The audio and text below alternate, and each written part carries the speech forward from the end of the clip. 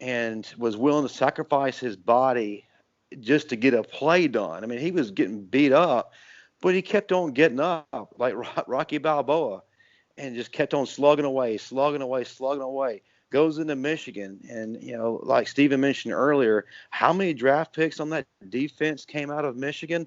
A lot, and he was able to have a pretty impressive day. And that's a big stage. It's a big bowl game. It's a big opponent. And so he responded very well. And it's really frustrating that I'm not trying to take anything away from Bryce Young at all, but people are bypassing Mac Jones like he doesn't even exist, like he's not even there, like he's an afterthought. He was just a holdover guy until Bryce can walk in there and assume the responsibilities. Well, it's Scottie Pippen. It's not that way at all. One of the things is, coming into the SEC, coming into college, even though Bryce did amazing things at a high school level and against stellar opponents, that was high school. Coming into college is a completely different animal. He is going to this season alone.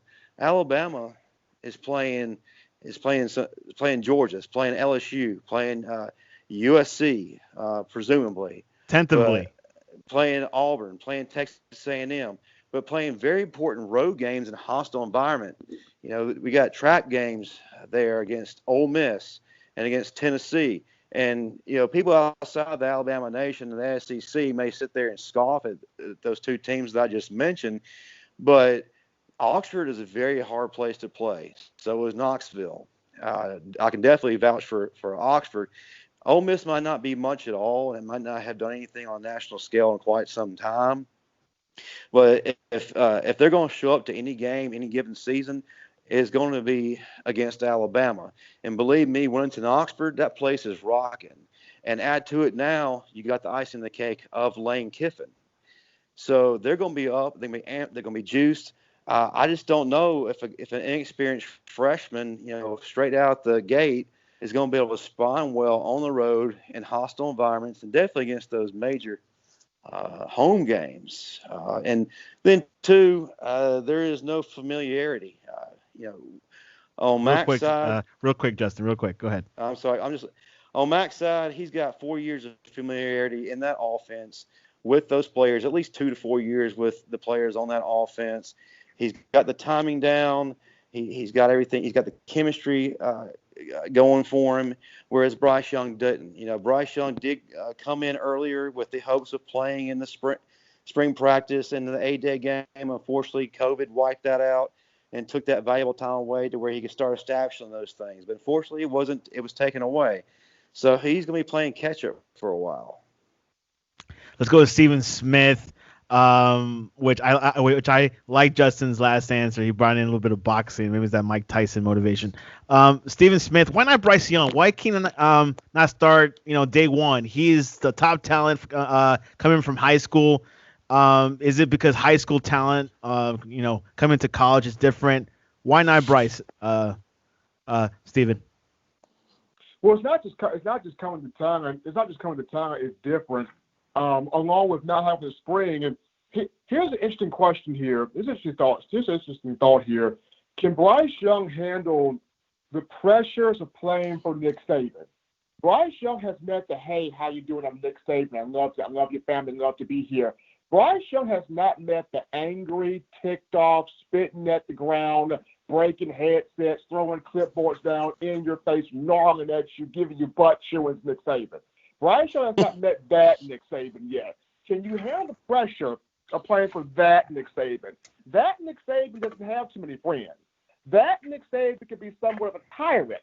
That Nick Saban is, if you're not excellent even down to the sweat off your brow, you ain't going in there. So can you handle playing for one Nick Saban? Number two, Justin brought up the whole thing of, playing on the road.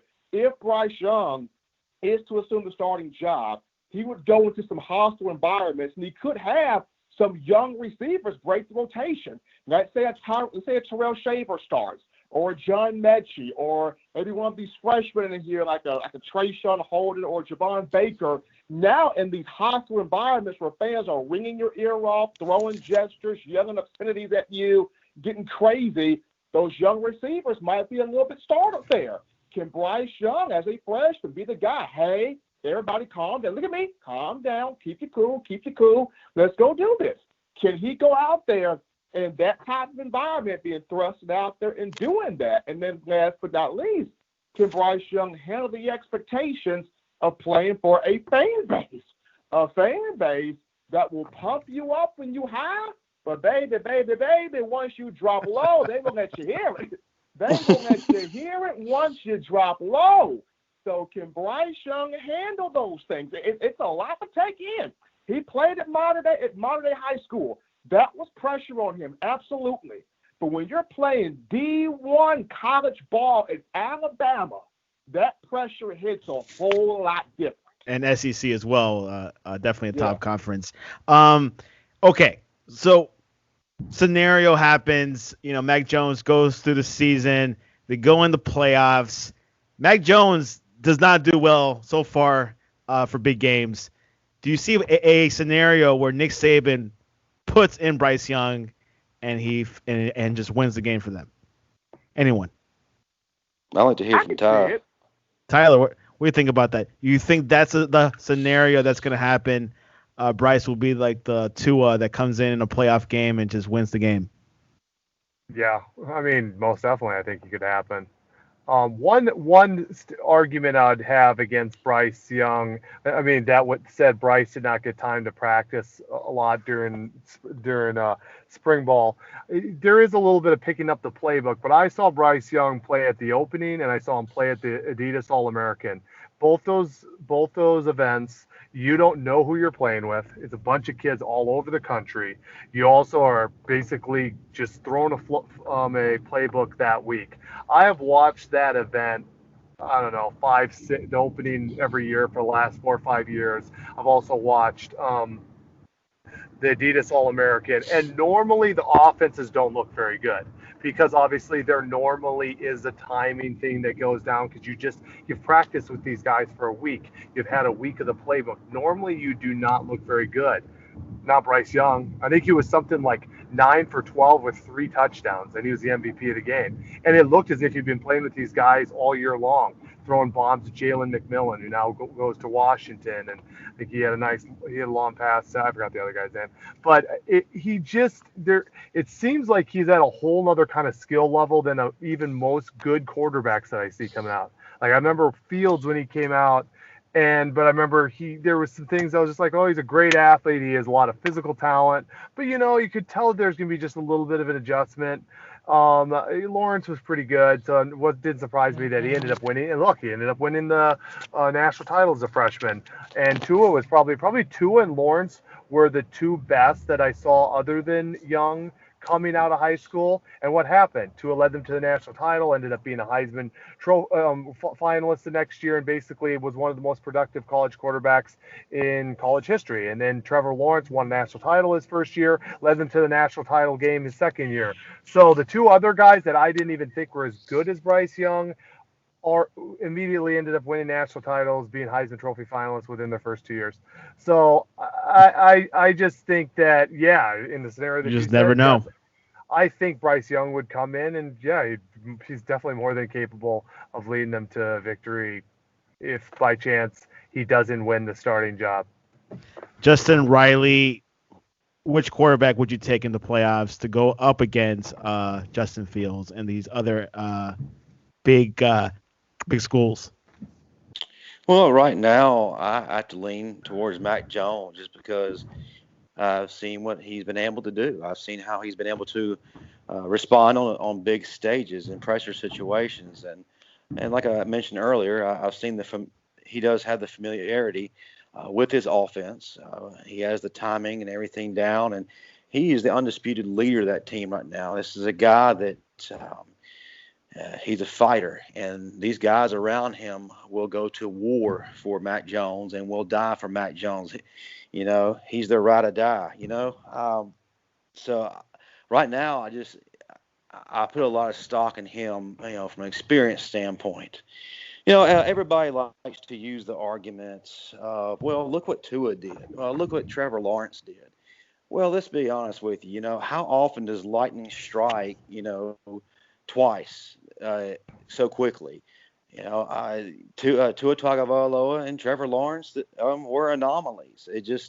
It's not something that just happens every day or every season. And look at Tua Tagovailoa. He actually came in ready. He came in looking the part.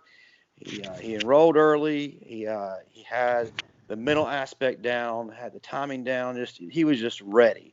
And look what And happened. He's a Dolphin now. But what is the yes. hold on? What is the proof that Bryce isn't? Well, I'm not saying he's not, but a lot of people will want to quickly jump to that point to prove, okay, that Bryce Young has got to be starting because obviously he's the second coming of Tua. Obviously he's the second coming of Trevor Lawrence. Well, he might be, but he may not be. And I'm not, against Bryce Young. I think he's going to be a phenomenal player. When it's his time. I'm not trying to downplay him at all or saying he's garbage. He's not. I just think that it needs to happen at the right time. But you also got to give Mac Jones his due. And, Stephen, you've said this many times. Give him the opportunity to fail or also succeed. Stephen? I look at it from this perspective. The same way that, of course, Nick Saban, as Tom mentioned, wants to win national championships. That's Nick Saban's big deal. The other thing that Coach Saban and these 4- and 5-star receivers want is, hey, give me a chance to catch the football, at the quarterback position. And I know a lot of people look at, Mac Jones had the team's ear, but so did Jalen Hurts. The difference between Mac Jones and Jalen Hurts is this right here. Jalen Hurts had a situation where he had a slight fear. People don't like to think about this, but Jalen Hurts had a slight fear of, if I make a mistake, what's going to happen to me, right? If I make a mistake, will I get benched by Coach Saban? If I make a mistake, will I get pulled? Will I lose my job to Tua, knowing that I got this 5-star dynamo behind me? If I go out here and if I turn the ball over just the slightest bit, what could happen? And what that did was, even though Jalen Hurts only had one interception in the 2017 season, wide receivers such as Calvin Ridley, Robert Foster, Cam Sims, even the freshmen of Judy, Smitty, and Ruggs, they got highly frustrated. And they got frustrated because they're looking at Jalen going, young man, throw me the ball. I'm wide open. But Jalen's like, if I throw it, what'll happen? If I let go of it, what will happen? And you cannot play with that type of fear and somewhat indecisiveness. The difference is with Mac Jones, there is no fear there. He is going to let that ball rip. And we've seen it happen against Auburn. This was a young man, and I was at the Iron Bowl. He had about 5 to 6 throws that were NFL throws. I watched the throw where he'd get ear-holed by Big Derek Brown and Marvin Davidson. They both sandwiched him. He puts that ball up there. He trusts Jalen Waddle, and the young man jumps up like a pogo stick, caught the ball in the back of the end zone, and scored. Like, this man is not afraid to let that ball go and trust his guys.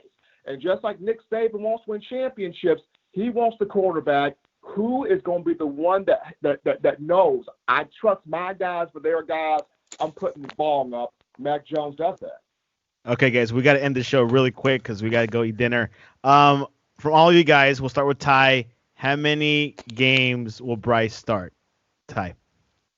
Well, Alabama unfortunately gets upset in the SEC title game, so they only play 13. Well, they play 14. They play in the Sugar Bowl. Well, the Sugar Bowl is a playoff game. No, they play in the Cotton Bowl. No, I'm just kidding. I think he plays in all 14 because he starts in all 14 because he beats out Mac Jones. Before I go to Justin, do you think, missing out on like the spring football games and everything, that won't have an effect towards Bryce? For Bryce personally, no, I don't. Now, as far as the coaching staff getting to evaluate him and thinking they have enough film on him and they have seen enough out of him, I think it does affect him. I believe they're trying to do a push where they're going to get 6 or 7 extra practices in for all teams across the NCAA. The NCAA is trying to pass something to kind of make up for that lost spring practices. So if he gets that a little extra evaluation and he's just plain and simple able to outplay Mac Jones, which I think he will be able to. I believe he'll be able to make up for any lost time that he had with the spring game. Let's go with Justin. How many games will Bryce Young start next season? Well, I'm going to go with my gut. I feel like it's going to be Mac Jones' season. I feel that Bryce Young will play. I think that the coaches will draw up packages to bring him in certain situations. But until proven otherwise, I feel like this is Mac Jones' year, and he's going to be the starter for all the games, regular season, and God willing, postseason. So I don't foresee Bryce Young coming in right away and assuming the reins. Not that he won't eventually be capable as the season progresses, as he learns, as he becomes more comfortable, as he establishes those bonds and relationships with his receivers, offensive line, and running backs. I think that you got to trust the process this year and let Mac do his thing until he proves he can't. Matter of fact, I'll go ahead and say this. Alabama fans don't need to do what Georgia fans were doing when Justin Fields was there. As soon as Jake Fromm did something that wasn't spectacular or had a bad game or just was ho-hum, start chirping, start, begging for Fields to come on the field. Alabama fans don't need to do that concerning Bryce Young and Mac Jones. There will be games where Mac Jones probably doesn't do well, and you just got to trust him and trust Nick Saban and give him a chance because those days are going to come, and just accept it. That doesn't mean that you automatically got to dismiss him and bring in the five-star wonder. No, just like I said, it's going to be Mac's time. I know I've repeated myself, but it's Mac's season. Stephen Smith, how many games will Bryce Young start next season? Oh, man, that's a good question, man. That is a really good question. I could see one, maybe later in the year, but reasonable answer. No. I could see one later part of the year, but no, and here's why. I mean, as competitive as Bryce Young is, and he is, Mac Jones is just that competitive, if not more. And he's heard the chirps, he's heard the naysay going around. I got a story that Jared Maiden, former Bama safety, told me, and Mac, just was back when Mac was kind of a freshman in the game, and he was running scout team. Well, he's throwing bombs to Terrell Shavers, and Coach Saban looks at him and goes, "Will you stop throwing him the darn ball? Quit it." And so Mac Jones gets up and lasers Nick Saban right in the face and says, "Coach, tell your defense to check me then, because I ain't stopping it." And everybody turns around and goes, "Who in the heck just said that?" And when they found out it was Mac Jones, like everybody was like, "Oh man." Even Nick Saban was like, "Oh, okay, I got me somebody that's going to challenge me a little bit." And that's kind of what Saban's always wanted.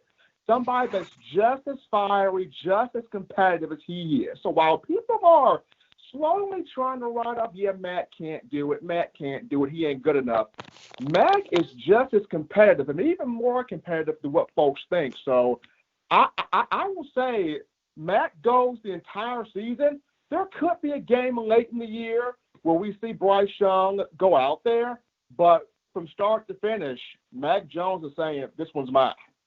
Yeah, there's one game that which I do see on the schedule. Of course, the schedule could definitely completely change. Is Tennessee Martin? It's on November 14th, 2020. It's a game possibly you could rest Mac and maybe put Bryce, unless Bryce, started a few games before then. But the schedule is looking pretty rough for Alabama. It's a little bit harder schedule than usual, so that's good for them. Ty, any closing words? And you got 30 seconds. On this particular subject? The whole show. What were your conclusion thoughts? Did you change your mind? Did Steven change your mind? I know Justin did it. I appreciate that. It does. I appreciate that. I mean, everybody's opinion is welcome. Well, the thing is, when you were saying that you were at the Auburn Stadium and saw Mac Jones throw NFL passes, I mean, that kind of convinced me a bit. I'm saying the same thing, I'm telling you, I was right there on Pat Dye Field watching this. Tyler? I mean, the Alabama guys, and not just you two guys, I've seen them online, and there's a lot of people that really believe in Mac Jones. So good for Mac. I personally, from what I've seen, I think he's a fine quarterback. I think he's solid. I just don't think he's great He's no from Peyton what Manning. I've seen. Uh, um, well, I mean, sure. Never, no one's Peyton Manning, hardly. But I mean, I just think he's a good, solid quarterback. But in my opinion, he's not. No, he's not the same kind of talent in the same league as Bryce Young. So, and I obviously am very high on Bryce Young. I thought Bryce Young was the best quarterback last year. I think he's the best quarterback, like I said, overall when it comes to the combination of productions, accolades, playing against a high level of competition. Probably has been the best quarterback that I've seen come out of prep for, I don't know, for years. So I think very highly of Bryce Young. So yeah, Justin, yeah. yep. Justin Riley, any concluding thoughts? And did you change your mind about Bryce after hearing Ty's arguments? I haven't changed my mind. Sorry, Ty. Are you sure? I'm very sure. Not to discredit Mac Ty Jones at all. has choked before. You know what? Prove it. Show me the film where Mac Jones is choked. Prove I'll go it to on me. YouTube later, and I'll send you a link. I'll have to disagree with you there. No, I definitely appreciate what Ty has brought to the table for his argument. Very fine points. And again, please understand that I'm not anti-Bryce Young, period. That I think that he's going to be a dud. No, not at all. I just think the young man will get his time when it's his time. And I think that he's going to ball. I think he's going to show out. I think we might finally see the first Alabama quarterback to win a Heisman. So I'm excited about this young man's future and what his ceiling is going to be. But I feel like Mac Jones is the guy. I have not changed my stance. I'm not going to change my stance until I see the effects on the field, and until proven wrong. And this is where I stand. And I think Mac's a tough guy. He's a warrior. He never quits. He's a competitor. And he just wins, and he's going to do that a lot this coming season. Steven, you share the same sentiments. Obviously, you're a little bit more reasonable. Bryce could definitely play for at least one game against T.N. Martin. Any concluding thoughts? Do you think Bryce could get more than one game after hearing Tyler's arguments? I mean, for Bryce, it just comes down to, first and foremost, how quickly can he really not only just bond, with those guys, but go into some of these SEC atmospheres and show no fear. He goes into these SEC atmospheres where folks are coming at him, bullets flying, and he shows no fear. But I can definitely see him, getting worked into a lot more action than just, one game. I mean, of course he's going to play, the entire season. Coach Saban's going to want him to get in some action the entire season, but in terms of starting, he goes out there and shows, hey, I mean, I can throw the ball, I can pass the ball, I can run around, I can make people, very, very frustrated on the defensive side. Then, hey, I mean, looking forward to seeing what that does. But, for right now, I think we're looking at somebody, in Mac Jones who sees the blueprint. I think he's got a much better arm than what people give him credit for. I think he's a little bit more athletic than what people give him credit for. And just to end, like, my thoughts here, I spoke to a guy in Florida that covered Mac in high school, and he's closely connected with quite a few NFL scouts. And I was told by the guy, hey, if Mac goes out here and balls out, he's going to get invited to the NFL Combine. So it's going to be interesting. Of course, talent, transfers smoothly to college sometimes. And maybe Bryce, a lot of hype for him. He could start on day one. Obviously, there's no spring football. But Nick Saban says he completely loves him. He said, I just absolutely love the guy. But, of course, experience versus talent is always the question mark. But we'll see what happens in this unusual 2020 year. And you can read articles by Ty with his argument on the sportscast.net, the case for Bryce Young to be the Alabama starter in 2020, and Justin's article of Mac Jones versus Bryce Young, who will be QB1. Pretty exciting. Poll question on Twitter: which fast food restaurant makes the best burger? And the choices are Wendy's, Whataburger, Burger King, and McDonald's. You don't have to pick from these four, but you could definitely choose a option outside of this four. We'll go with Tyler.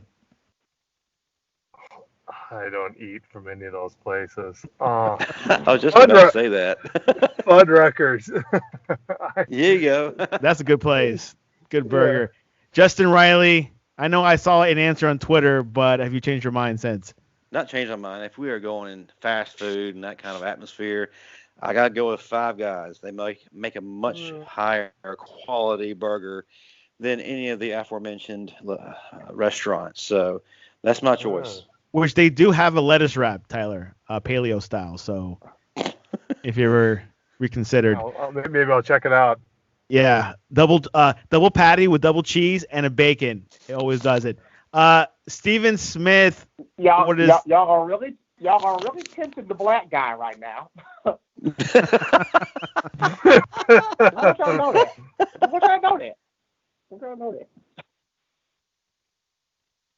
So which one is it? Yeah, which one? Which fast food restaurant makes the best burger? Or do you not have fast food? I mean, you can say Jack's or the other one in Alabama, the one that makes a good sweet tea. I've been to it. Milo's. Woo! Give me Milo's.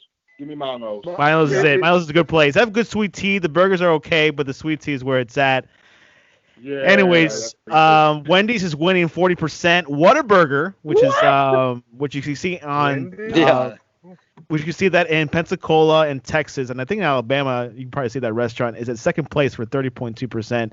Burger King is beating McDonald's for the first time thanks to this poll, 16-14. So you can go on the Twitter, our Sportscast Twitter at the Sportscast1 to vote because today is National Hamburger Day, and there's some specials if you go online. Anyways, Ty Turner, what is the best way to reach you to debate if Mario Cristobal would have started Bryce Young? You'd start out. Oregon tried to flip him last second. At TurnerCast. Justin Riley, what is the best way to reach you to how to work out in your garage? Yeah, I always look forward to these ending questions because I never know what I'm going to get. But I'm never let down. I'm never dissatisfied. You can find me on Twitter at JustinRiley7 and then also on Instagram at JustinRiley_7. I also help contribute to the tweets belonging to the Sportscast at the Sportscast1, as well as their Instagram page, again, at the Sportscast1. And I heard you're back on TikTok. For the time being, seeing what can happen there. See, which I heard your videos get up to 1 million views. That's something else. Anyways, 3.2 million. That's a rocket. Steven Smith, what is the best way to reach you to debate you that hoverboards are better than skateboards? All right, you know what? Okay, I still do skateboards, but it's all right. They can reach me at Coaching M Smith on Twitter. That's at Coaching M Smith on Twitter. You can also reach me via Touchdown Alabama magazine. That's touchdownalabama.com, covering the Crimson Tide. And, of course, you can reach us at thesportscast.net, thesportscast.net. We have a lot of articles going on. The Boston Marathon has been canceled. Justin's pretty sad about that. We got some soccer news. The English Premier League is back on June 17th, so sports is coming back. Major League Baseball, which Ryan Krista is taking an eye on that, could be canceled. We'll find out till Tuesday. And, of course, we'll see how the NFL and college football comes back in the rodeo. Anyways, guys, always a pleasure talking about Alabama. It's always a whole debate. Tomorrow we have Kailu, and he'll be giving us an update on the NBA because I think they're about to sign off what could be an exciting time at Disneyland. So it should be pretty good. Guys, say a quick goodbye. One at a time. Hey! See you later, guys. Roll Tide. Roll Tide, roll. Always a pleasure. Bye, Steven.